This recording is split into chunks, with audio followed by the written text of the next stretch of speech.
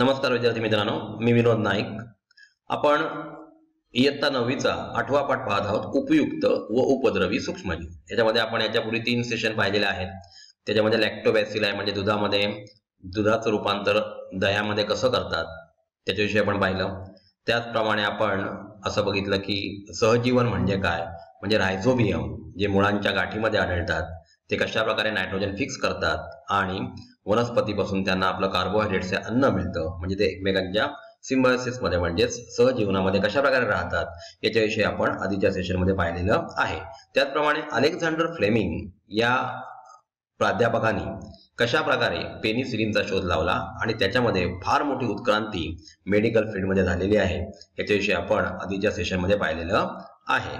तर विद्यार्थी मित्रांनो, आपण आता पाहणार आहोत की काही उपद्रवी सूक्ष्मजीव म्हणजे कशा प्रकारे ते आपल्याला उपद्रव करतात याच्याविषयी आपण आता इथे पाहणार आहोत. चला तर मग पाहूया उपयुक्त व उपद्रवी सूक्ष्मजीव मध्ये उपद्रवी सूक्ष्मजीव. पहा विद्यार्थी मित्रांनो, उपद्रवी सूक्ष्मजीवांमध्ये कवके, हवेमध्ये कवकांचे सूक्ष्म बीजाणू असतात. ओलावा मिळाल्यास सुती कापड, गोणपट, चामडी वस्तू किंवा इतर लाकूड अशा प्रकारचे कार्बनी पदार्थ जे आहेत त्याच्यावर हे बीजाणू रुजतात आणि ह्या कवकांचे तंतू जे असतात ते खोलवर अशा प्रकारच्या वस्तूमध्ये शिरतात आणि त्याच्यामुळे त्यांना तिथून कार्बन मिळतो. म्हणजे त्यांच्या जीवनासाठी त्यांना आवश्यक असलेला कार्बन अशा प्रकारच्या चामड्याच्या चपला, बूट किंवा पाकिटे अशा वस्तूंपासून मिळत असतो. आणि हे जेव्हा तंतू आतमध्ये शिरतात आपलं अन्न मिळवण्यासाठी किंवा प्रजननासाठी, त्यावेळेला त्या वस्तूमध्ये ज्या वस्तूवर ते वाढतात त्या वस्तूंचा ते नायनाट करतात, म्हणजे याचा अर्थ त्या खराब करून टाकतात. आणि म्हणून अशा प्रकारचे सूक्ष्मजीव जर चामडी पदार्थावर वाढत असतील तर ते आपल्याला काढून टाकायला पाहिजेत. म्हणजे हे जे सूक्ष्मजीव आहेत ते आपल्याला उपद्रवी आहेत. इथे बघा, आपण बऱ्याच वेळा बघतो की आईने लोणचं किंवा मुरंबाची बरणी उघडली की आतमध्ये काळी पूड किंवा पांढऱ्या चकत्या आपल्याला दिसतात. अशा प्रकारच्या मुरंबे किंवा जॅम, सॉस, चटणी याच्यामध्ये कवकांच्या विविध प्रजाती वाढतात आणि त्या अन्नामधील पोषक अन्नद्रव्ये शोषून घेतात आणि तिथेच त्यांचं प्रजनन होतो. परंतु हे होत असताना काय होतं तर विद्यार्थी मित्रांनो, ह्याच्यामध्ये विषारी द्रव निर्माण होतो आणि म्हणून अशा प्रकारचं लोणचं किंवा मुरंबे खाणं हे आपल्या आरोग्यास अत्यंत अयोग्य म्हणजेच अपायकारक असतं. तर आपण अशा प्रकारच्या लोणचे किंवा मुरंबे खाऊ नयेत, याच्यामुळे आपल्याला विष बाधा होऊ शकते. आता पहा क्लॉस्ट्रिडियम. आता आपण बऱ्याच वेळा बघतो बघा, न्यूजपेपर मध्ये बघतो किंवा टीव्हीवर अशा प्रकारचे न्यूज बघतो की अमुक ठिकाणी लग्न झालं आणि त्याच्यामध्ये मोठ्या प्रमाणावर विषबाधा झाली आणि बऱ्याचशा लोकांना हॉस्पिटलमध्ये ऍडमिट केलेलं आहे. तर मग ही विषबाधा होते कशी तर पहा, समारंभातील जेवणावळीमध्ये काही व्यक्तींना अन्नातून विषबाधा होते. हे अन्न अचानक विषारी बनते कसे तर शिजवलेले अन्न खराब करणारे जीवाणू कोणते असतील तर त्यांचं नाव आहे क्लॉस्ट्रिडियम. क्लॉस्ट्रिडियम जे आहे ते जीवाणू त्या अन्नामध्ये विष निर्माण करतात आणि विष निर्माण केलेलं अन्न जर आपण खाल्लं तर मात्र आपल्याला उलटी किंवा पॉयझन आपल्या शरीरामध्ये गेल्यामुळे निरनिराळ्या प्रकारचे आजार, म्हणजे आपली अवस्था एकदम अस्वस्थ होते आणि मग अशा प्रकारच्या पेशंटवर ट्रीटमेंट करावी लागते. म्हणजे याला कारणीभूत क्लॉस्ट्रिडियम नावाचे जीवाणू आहेत. इथे पहा, क्लॉस्ट्रिडियम या जीवाणूंच्या सुमारे 100 प्रजाती आढळतात. त्यापैकी काही प्रजाती ज्या आहेत त्या मातीमध्ये जगतात तर काही मानव किंवा इतर प्राण्यांच्या अन्नमार्गात वाढतात. म्हणजेच हे जीवाणू दंडाच्या आकाराचे असतात आणि प्रतिकूल परिस्थितीत बाटलीच्या आकाराचे विषाणू ते तयार करतात. आणि ह्या जीवाणूंचे वैशिष्ट्य म्हणजे ते ऑक्सिजनच्या हवेतील सर्वसामान्य प्रमाण सहन करू शकत नाही. याचं कारण हे अनएरोबिक कंडिशन मध्ये वाढू शकतात आणि म्हणून ऑक्सिजन जास्त झाला तर त्यांना ते बेअर करता येत नाही. म्हणजे क्लॉस्ट्रिडियम हा तुम्हाला सांगितल्याप्रमाणे अत्यंत घातक असा जीवाणू आहे. तो आपल्या अन्नमार्गात असतो आणि अन्नमार्गामध्ये तो विष निर्माण करतो आणि म्हणून अशा प्रकारच्या जीवाणूची जर एंट्री आपल्या शरीरात झाली तर आपल्याला विषबाधा होऊ शकते.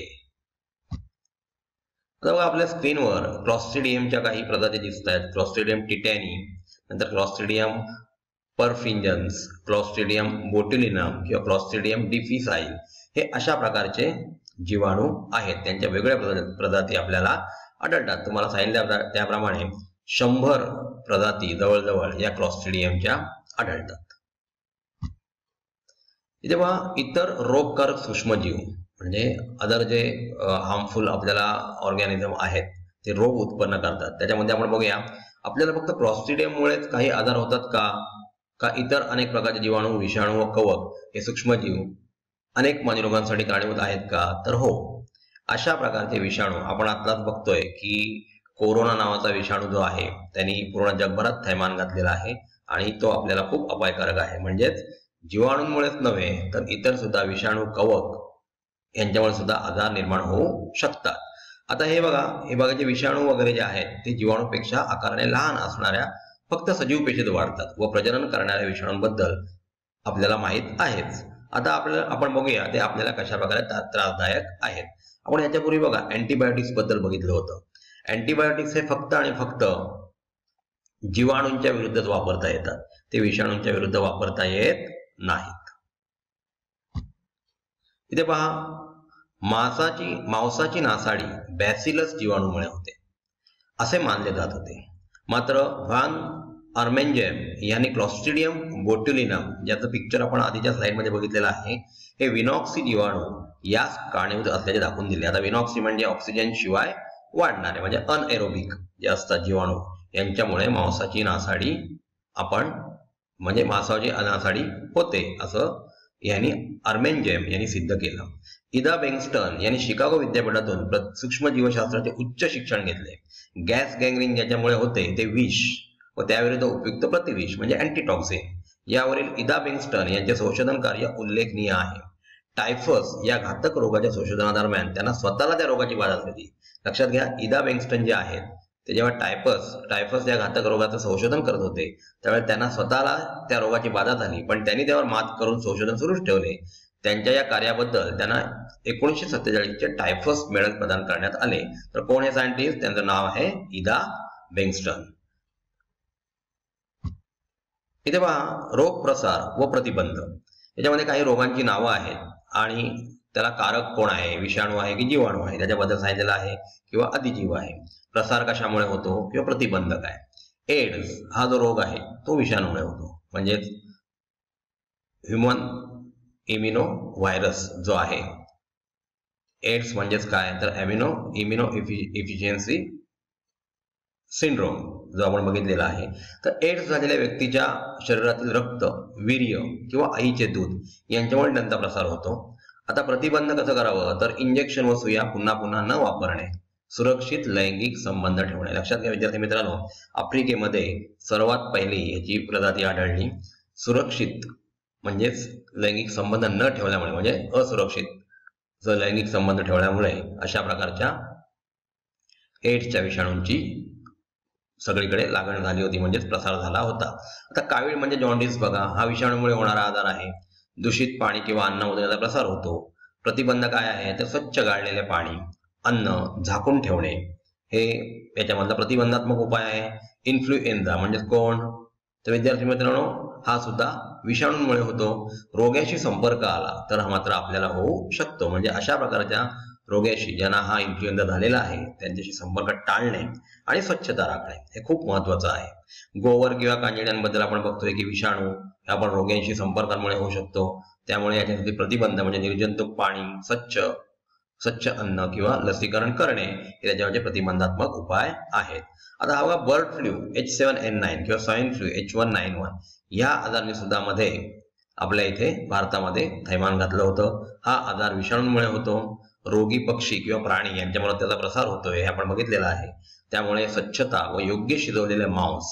आता स्वाईन फ्लूचा व्हायरस जो आहे तो आपल्याला माहिती आहे की पीक म्हणजे डुकराच्या लाळेमधून पसरला. बर्ड फ्लू हा बऱ्याचशा पक्ष्यांना होणारा असा आजार आहे. तो ताप आपल्यामध्ये सुद्धा मानवामध्ये दिसून आला.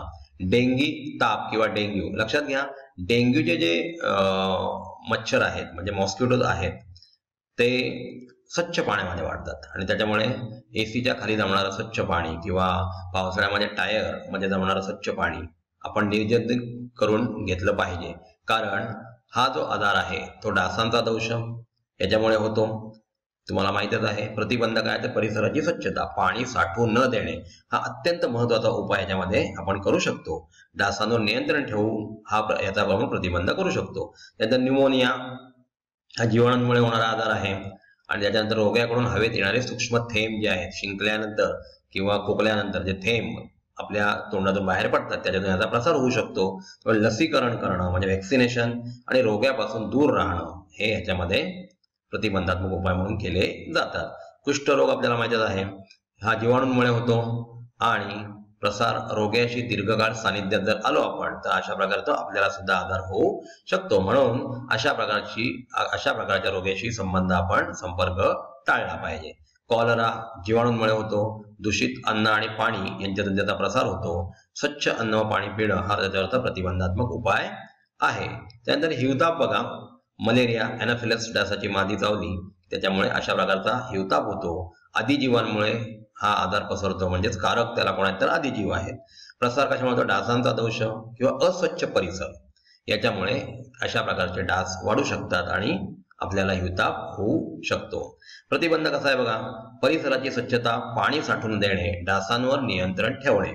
त्याच्यानंतर रोगाचे नाव बघा, केसातील कोंडा, नायटा, घसकरणं किंवा त्वचेवरील चट्टे. आता ह्याला कारक कोण आहे तर कवक म्हणजेच फंगी, आणि याचा प्रसार जो आहे तो रोग्याशी व त्याच्या वस्तूशी संपर्क आल्यामुळे होऊ शकतो. आणि ह्याच्यावरचा प्रतिबंधात्मक उपाय म्हणजे स्वच्छता राखणे, रोग्याशी संपर्क टाळणे. विद्यार्थी मित्रांनो, आपण हा चार्ट पाहिल्यानंतर आपल्या असं लक्षात येतं की बऱ्याच ठिकाणी स्वच्छता राखणे हा त्याच्यावरचा महत्वाचा प्रतिबंधात्मक उपाय आहे. त्यानंतर पाणी गाळून पिणे किंवा उकळून पिणे हा सुद्धा महत्वाचा उपाय आहे. तर अशा प्रकारचे आजार जे असतात ते कशा प्रकारे संक्रमणित होतात ते आपण या चार्टद्वारे बघितलेलं आहे. विद्यार्थी मित्रांनो, काही प्रश्न तुम्हाला इथे विचारले गेलेले आहेत. तर ह्या प्रश्नांची उत्तरं आपण आता पूर्ण चौथं सेशन चालू आहे, याच्यामधून आपण काय काय शिकलो याच्या आधारे आपण ह्या प्रश्नांची उत्तरं शोधायची आहेत. लोणच्याच्या बरणीला आतून मीठ लावतात व फोडणीवर तेलाचा थर ठेवतात, तो कशासाठी? तर तुम्हाला मी याचा क्ल्यू देतो की आपण जी बुरशी विषय ह्या सेशनमध्ये पाहिलं ती घातक कशी आहे ते आपल्याला माहित आहे. तेलाचा थर जर ठेवला नाही तर बुरशी वाढू शकते आणि त्याच्यामुळे हा आजार होतो. तर याच्याविषयी आन्सर आपण शोधून काढायचा आहे. विकतचे खाद्यपदार्थ टिकवण्यासाठी त्यात कोणती परिरक्षके मिसळली जातात हे सुद्धा आपण इंटरनेटच्या द्वारे शोधू शकतो आणि ह्या प्रश्नांची उत्तर आपण स्वतः काढायची आहेत. किंवा कवक वर्गाचे इतर वनस्पती प्राण्यांना होणारे काही उपयोग सांगा, त्यांचे उपयोग काय ते सुद्धा आपल्याला सांगायचं आहे. दगडफूल जे आपल्याला बाजूच्या पिक्चरमध्ये दिसतंय ते लायकेन या मसाल्याच्या पदार्थाची रचना कशी असते. हा मसाल्याचा पदार्थ आहे, लक्षात घ्या. मसाले जेव्हा तयार केले जातात तर त्याच्यामध्ये दगडफूल हा एक पदार्थ असतो. त्याचा आणखी उपयोग कुठे आहे तो पण तुम्ही सांगायचा आहे. खाद्यपदार्थ विकत घेताना ज्यांच्या वेष्टनावर निर्मितीची व खराब होण्याची तारीख छापलेली असते असेच पदार्थ का घ्यावेत? त्याला एक्सपायरी डेट पाहिजे. आपण बघा आता खूप सुजाण नागरिक झालेलो आहोत आणि त्याच्यामुळे आपण अशा प्रकारची कोणतीही खाद्यपदार्थाची वस्तू विकत घेत असताना त्याच्यावर त्याची मॅन्युफॅक्चरिंग डेट कधी आहे किंवा एक्सपायरी डेट कधी आहे त्याविषयी पाहायला पाहिजे. तर विद्यार्थी मित्रांनो, आपण या शेवटच्या सेशनमध्ये काय बघितलं तर क्लॉस्ट्रिडियम हा सूक्ष्मजीव जो आहे, जीवाणू, तो आपल्याला कशा प्रकारे घातक आहे. त्याचप्रमाणे तेलावर किंवा तेलाचा वापर करून किंवा मुरब्बे किंवा चटणी याच्यामध्ये हे अन्न टिकवायचं असेल तर कोणत्या पदार्थांचा उपयोग करावा याविषयी सुद्धा आपण इथे पाहिलेलं आहे. तर अशा प्रकारे विद्यार्थी मित्रांनो, आपण पहिल्यापासून पाहत आलो की लॅक्टोबॅसिलाई म्हणजे काय, हे जीवाणू कशा रॉड शेप आकाराचे असतात आणि त्याच्यानंतर सहजीवन म्हणजे काय, त्याचप्रमाणे उपयुक्त कवक सुद्धा बघितली, पेनिसिलिनची डिस्कव्हरी कशी झाली आणि आता आपल्याला अपायकारक अशा सूक्ष्मजीवांबद्दल सुद्धा आपण या सेशनमध्ये पाहिलं.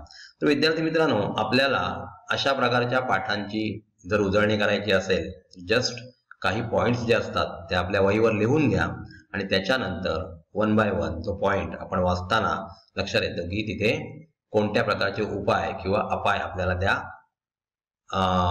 एखाद्या कवकामार्फत किंवा जीवाणूमार्फत होत असतात. आणि अशा प्रकारे आपण प्रिपरेशन करायला पाहिजे. नुसती घोकमपट्टी करून काही उपयोग नसतो. तर आपल्याला पूर्णपणे आकलन झालेले पाठच आपल्या कायमचे लक्षात राहू शकतात. धन्यवाद.